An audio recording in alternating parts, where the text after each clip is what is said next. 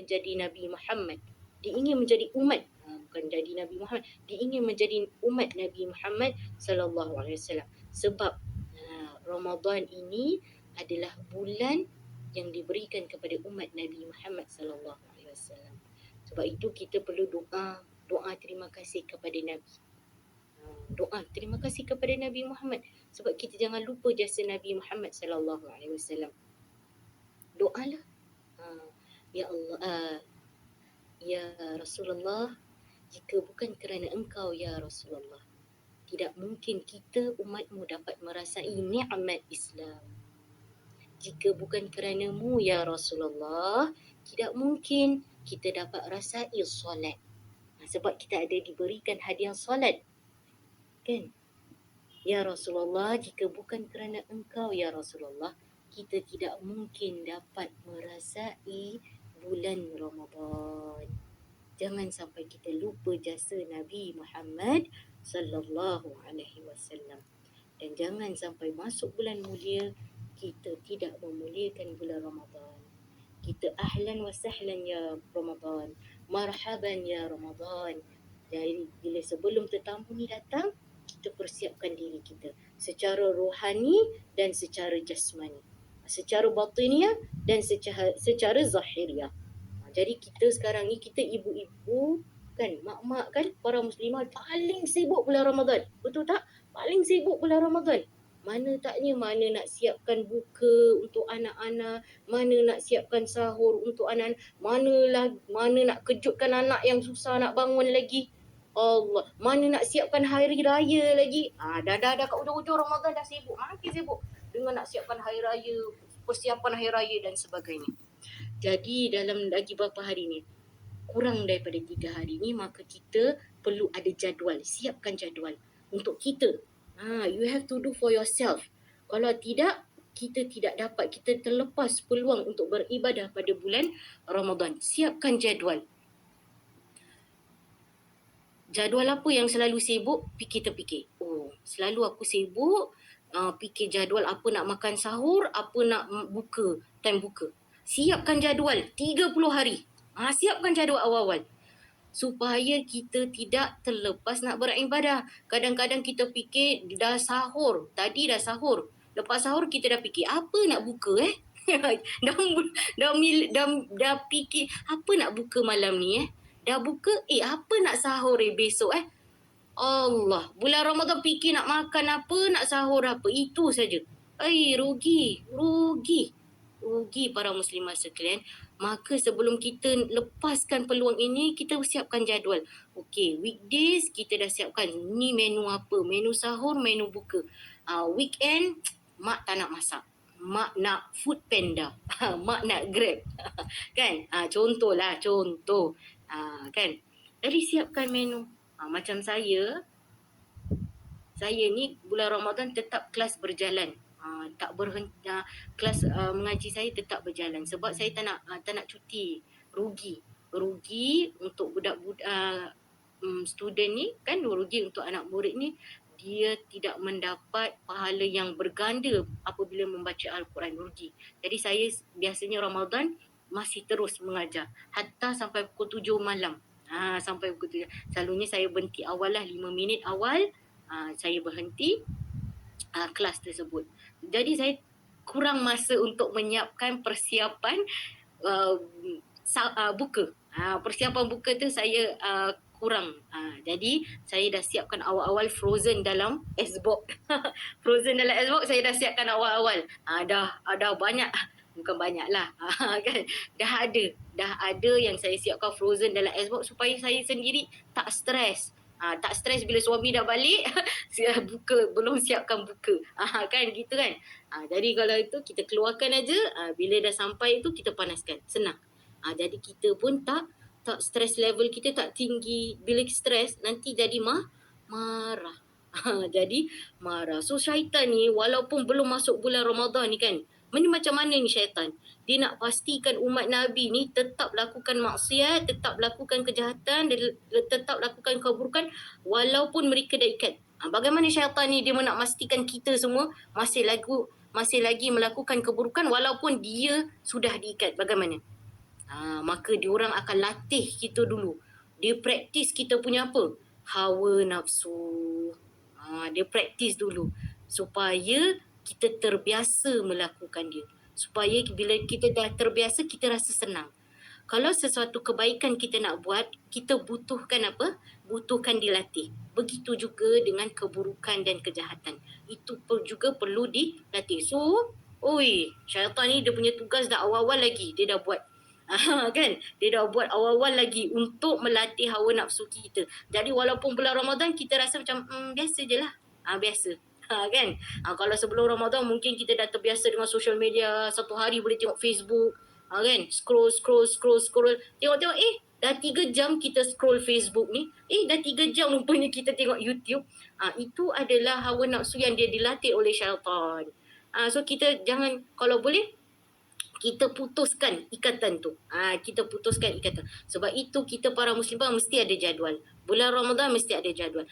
Okey, Mak dah siapkan InsyaAllah para muslimah sekalian. Saya doakan kita semua dapat sampai pada bulan Ramadan nanti insya-Allah. Allahumma barik lana fi Sya'ban wa ballighna Ramadan. Wa ballighna Ramadan. Mudah-mudahan kita dapat sampai pada bulan Ramadan dengan hati yang tenang, dengan hati yang redha kepada Allah. Ya Allah, doa awal-awal. Ya Allah, apa pun perkara yang datang pada bulan Ramadan, apa pun ujian, apa pun kesulitan yang Engkau datangkan pada bulan Ramadan, Ya Allah, aku redha. Aku berlapang dada dengan ujian-Mu, Ya Allah. Mudah-mudahan itu Engkau melatihku. Aku tahu Engkau hendak melatih hawa nafsuku. Mudah-mudahan dengan aku sabar pada bulan Ramadan, aku mendapat ganjaran yang berlipat ganda daripada-Mu, Ya Allah. So doa, Ya Allah, apa pun yang terjadi pada bulan Ramadan, Ya Allah, aku redha. Aku redha, lapangkan dadaku, Ya Allah. Aku mohon supaya Engkau tinggalkan aku sendiri. Aku butuhkan pertolongan-Mu, Ya Allah. Doa. Kan? Kerana mungkin Ramadan belum tiba, Ramadan tu belum tiba, tetapi pahala Ramadan telah sampai kepada kita para muslimah. Bila kita siapkan bulan Ramadan ni kan, kita siapkan untuk keluarga, siapkan belanja untuk keluarga, untuk sahur dan iftar dan sebagainya. Kalau kita tidak sampai pada bulan Ramadan, tetapi pahala Ramadan itu telah sampai kepada kita. Kerana niat kita tu, niat yang kita telah terapkan untuk menyambut bulan Ramadan. InsyaAllah para muslimah sekalian. Itu saja perkongsian saya pada hari ini. Jazakumullah khairan jazak. Barakallahu fikum. Kita akan bertemu esok seperti dijadualkan jam 7.45 malam, dan esok kita akan mula tepat pada waktunya kerana ramai yang akan terlibat untuk membaca Al-Quran.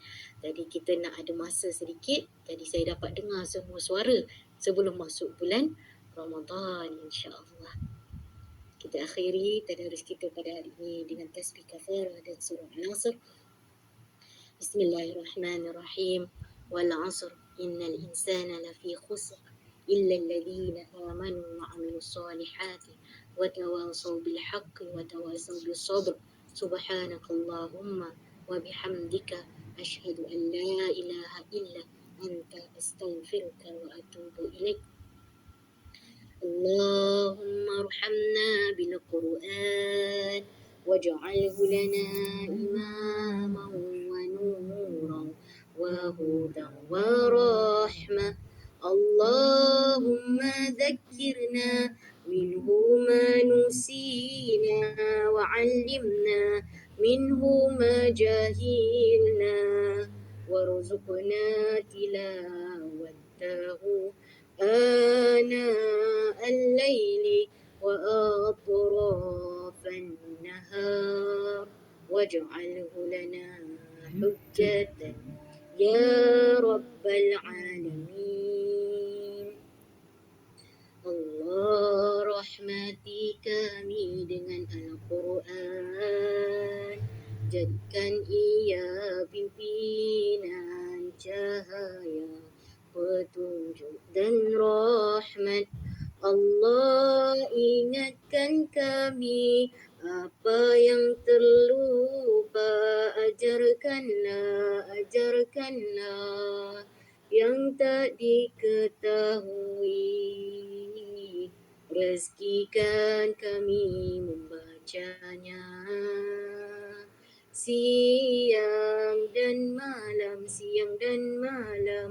sepanjang siang dan malam, jadikan ia penolong kami, ya Rabbal Alamin. Allahumma barik lana fi Sya'ban wa ballighna Ramadan. Allahumma barik lana fi Sya'ban wa ballighna Ramadan. Allahumma barik lana fi Sya'ban wa ballighna Ramadan. Allahumma anta rabbi la ilaha illa anta خلقتني وأنا عبدك وأنا على عهدك وعهدك ما استطعت أعوذ بك من شر ما صنعت وأبو لك بنعمتك علي وأبو بذنبي فاغفر لي فإنه لا يغفر الذنوب إلا أنت رب اغفر لي وارحمني وتب علي رب اغفر لي وارحمني وتب علي رب اغفر لي وارحمني وتب علي ربنا آتنا في الدنيا حسنة وفي الآخرة حسنة وقنا عذاب النار وقنا عذاب النار وقنا عذاب النار. اللهم اختم لنا بحسن الخاتمة ولا تختم علينا بسوء الخاتمة. اللهم اختم لنا بحسن الخاتمة ولا تختم علينا بسوء الخاتمة. اللهم اختم لنا بحسن الخاتمة ولا تختم علينا بسوء الخاتمة. وصلى الله على سيدنا محمد وعلى آله وصحبه وسلم والحمد لله رب العالمين. Jazakumullah khairan jazak. Barakallahu fikum atas masa yang diberikan pada malam ini. InsyaAllah bagi yang ada urusan selepas ini, terima kasih. Silakan kalau ada yang nak leave. Tapi bagi yang nak stay, seperti biasa kita akan baca surah Al-Mulk beramai-ramai. Dan hari ini malam Khamis kita akan baca surah Al-Kahfi ayat 1 hingga ayat 10 insya-Allah. Terima kasih semua. Assalamualaikum warahmatullahi taala wabarakatuh. يا ربي بالمصطفى بلغ مقاصدنا واغفر لنا ما مضى يا واسع الكرم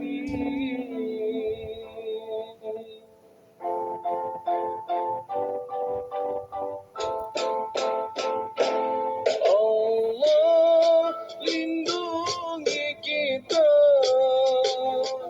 dari wabah melanda berkat Rasul yang mulia ya wasi'al karami ya wasi'al karami.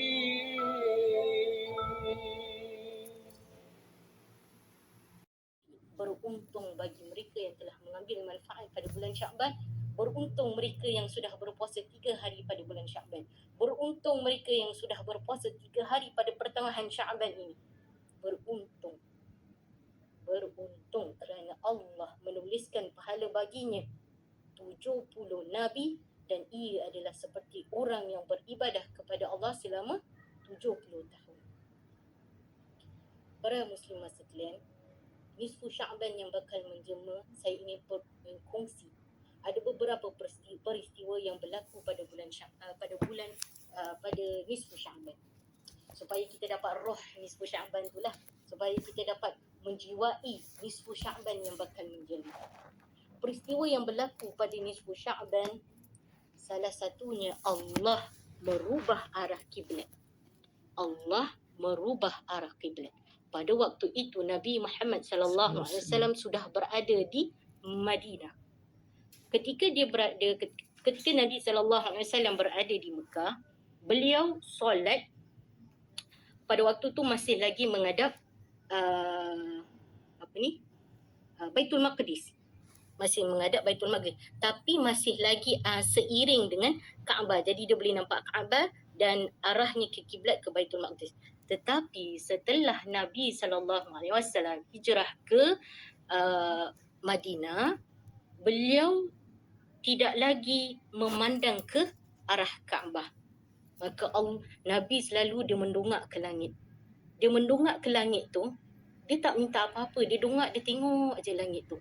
Dia mengharapkan bahawa Allah akan menurunkan wahyu bahawa kiblat itu akan arah ke Kaabah. Jadi itu dia seolah-olah macam kalau kita kan nak sesuatu daripada seseorang, kita malu kan nak minta kan. Kita malu nak minta, kita tengok aje. Mintalah dia faham apa yang kita nak. Mintalah dia faham apa yang kita nak. Begitu juga Nabi SAW waktu tu dia menunggu turunnya wahyu, memberi arahan untuk menghadap ke Kaabah. Jadi setiap kali Nabi menghadap ke langit, dia diam. Dia diam, mendongak ke langit tu, dia mengharap supaya Allah mengubah kiblat ke Baitullah.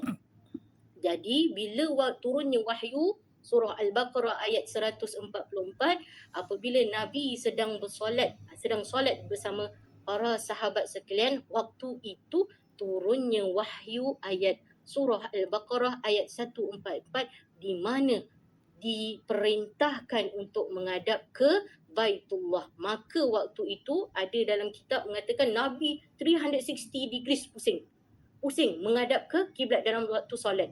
Dan waktu itu jadi Nabi itu kan berada di depan, bila turun wahyu menghadap ke Baitullah, Nabi 360 pusing. Jadi Nabi ke saf yang ke belakang. Jadi sahabat yang kat depan Nabi tu dia bergerak ke belakang Nabi SAW. Ini menunjukkan bahawa dibolehkan untuk bergerak kalau ada hajat, kalau ada keperluan, tapi tidak lebih daripada itu boleh pada waktu tu, sebab dia ada turunnya wahyu untuk menghadap ke Baitullah. Itu peristiwa yang pertama. Peristiwa yang kedua adalah turunnya ayat untuk berselawat kepada Nabi SAW. Menariknya malam ini kita baca ayat tersebut. Kalau semua tengok surah Al-Ahzab ayat yang ke-56. Masing-masing tengok muka surat, tadi saya tak silap saya, muka surat 426. Saya kongsi di sini 426.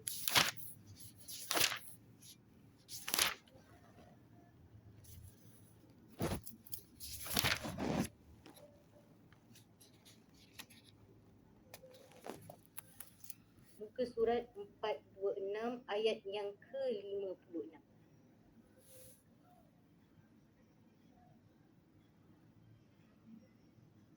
Menariknya, kita pula baca ayat yang diturunkan pada rezeki kita nak bertemunya nisfu Sya'ban, kita bertemu pula dengan ayat yang diturunkan pada nisfu Sya'ban, pada hari nisfu Sya'ban. Ayat yang ke-56 surah Al-Ahzab. Inna Allah wa malaikatahu yusalluna 'alan nabi ya ayyuhalladzina amanu sallu 'alaihi wa sallimu taslima. Ini ayat Inna Allah wa malaikatahu yusalluna 'alan nabi. Sesungguhnya Allah dan para malaikat berselawat ke atas Nabi. Ya ayyuhalladzina amanu, wahai orang-orang yang beriman, sallu alaihi wa sallimu taslima. Berselawatlah kamu untuk Nabi dan ucapkanlah salam dengan penuh penghormatan kepadanya. Maka ketika peristiwa antara peristiwa nisfu Sya'ban, turunnya ayat Al-Ahzab ayat 56, diperintahkan, dianjurkan untuk berselawat kepada Rasulullah sallallahu alaihi wasallam. Peristiwa yang ketiga ini sangat menarik. Saya ada baca dengan guru saya setiap hari Selasa. Hari ni lah. Setiap hari Selasa saya akan baca satu kitab bersamanya, buku yang bertajuk Ziarah ke Alam Barzakh. Antara topik yang menarik yang disebut dalam buku tersebut yang dikarang oleh Al-Imam Jalaluddin As-Suyuti. Bentar ya, saya off sekejap dulu. Adalah di mana yang ketiga adalah penentuan umur. Umur masing-masing makhluk hidup ini ditentukan oleh Allah Subhanahu Taala. Ini menarik. Saya bacakan dalam kitab ini. Abu Hurairah menceritakan bahawa Rasulullah sallallahu alaihi wasallam bersabda, ajal itu diputuskan dari bulan Sya'ban ke bulan Sya'ban sampai seseorang akan menikah dan mempunyai anak, sementara namanya keluar dalam senarai orang-orang yang meninggal. Dari hadis Aisyah radhiyallahu anha, beliau berkata, Nabi SAW berpuasa di sepanjang bulan Sya'ban. Lalu aku bertanya mengenai hal itu. Beliau menjawab, sesungguhnya Allah menetapkan setiap jiwa yang akan mati pada tahun itu, dan aku ingin ajalku datang kepadaku sementara aku dalam keadaan berpuasa. Dalam hadis lain ada disebutkan, pada malam pertengahan bulan Sya'ban, iaitu nisfu Sya'ban. Pada malam pertengahan bulan Sya'ban diserahkan kepada malaikat maut buku catatan. Lalu dikatakan, cabutlah nyawa orang yang ada di dalam catatan ini. Sesungguhnya seseorang hamba akan menanam tanaman, menikahi wanita dan mendirikan bangunan sementara namanya telah dihapuskan dari daftar orang-orang yang dimatikan. Ini bermaksud pada bulan nisfu Sya'ban, pada hari nisfu Sya'ban akan dinaikkan report tahunan kita daripada bulan Sya'ban yang lepas sampai Sya'ban yang ini. Kita punya report lama tu, report tahunan kita tu akan dinaikkan dan diganti dengan kitab baru. Allah mencatat di bulan Sya'ban setiap diri yang mati di tahun itu dicatatkan ajalnya. Dan Nabi itu suka ajalnya datang tu ketika dia dalam keadaan berpuasa. Allahu Akbar. So nanti buku kita ni ditutup balik ni. Ditutup balik dan kita akan diberikan kitab yang baru. Jadi biarlah kita tutup kitab baru kita dengan perkara-perkara yang baik. Dengan perkara-perkara yang terakhir, peristiwa nisfu Sya'ban adalah mana diangkatnya amal kebaikan. Diangkatnya amal kita sebagai seorang Muslim. Itu merupakan antara peristiwa yang berlaku pada bulan atau pada hari nisfu Sya'ban. So bila kita dah tahu, maka kita persiapkan diri kita pada hari Khamis ini untuk menyambut nisfu Sya'ban. Mudah-mudahan kita dapat tutup buku kita dengan perkara-perkara kebaikan, insya-Allah. Dan saya ingin memohon ampun dan maaf. Kita tutup buku kita dengan memohon ampun dan maaf. Saya minta ampun dan maaf sekiranya sepanjang sebulan lebih ini ada perkara-perkara yang saya sampaikan tidak sedap didengar atau terasa dan sebagainya. Saya minta maaf kerana ini adalah juga peringatan untuk diri saya yang saya tahu kita ini semua tidak sempurna dan pasti kita memerlukan nasihat-nasihat orang di sekeliling kita. Dan saya mengambil kesempatan untuk memohon ampun dan maaf kalau sekiranya sepanjang sebulan lebih ini ada yang terkasar bahasa atau kata-kata yang tidak enak didengar. Saya mohon ampun dan maaf. InsyaAllah mudah-mudahan kita dapat sampai kepada bulan Ramadan, insyaAllah. Para muslimah sekalian, sampai di sini saja perkongsian saya pada malam ini. Mudah-mudahan dapat manfaat manfaat daripadanya, dan mudah-mudahan ia juga adalah peringatan untuk diri saya sendiri.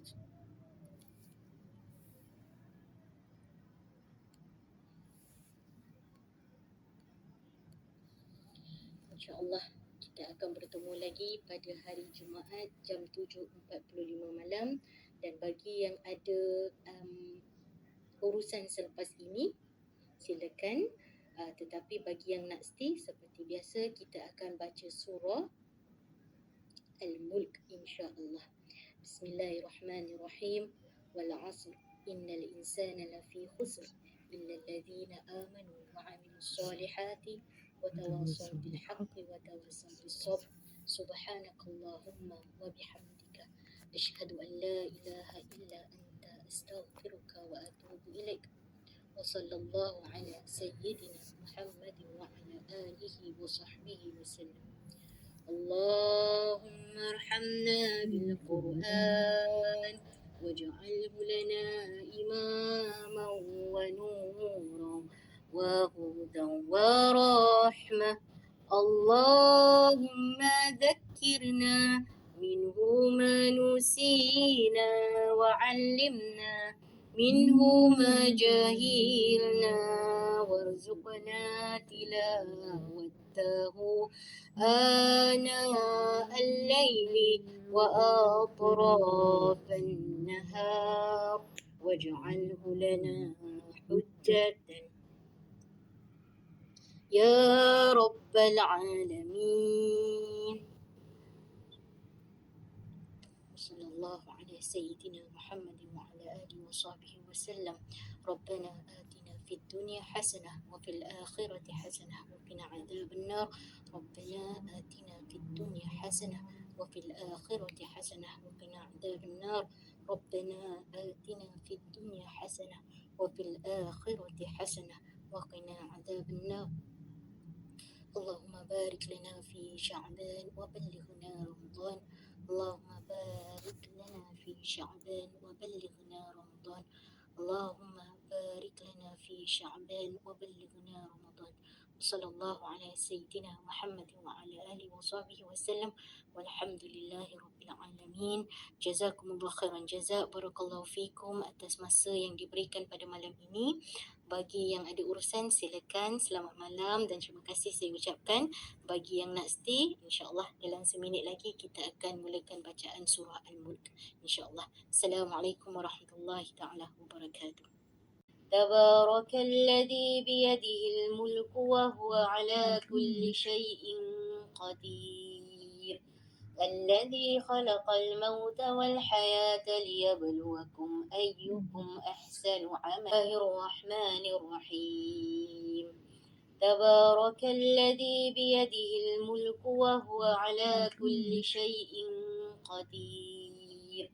الذي خلق الموت والحياة ليبلوكم أيكم أحسن عملا وهو العزيز الغفور.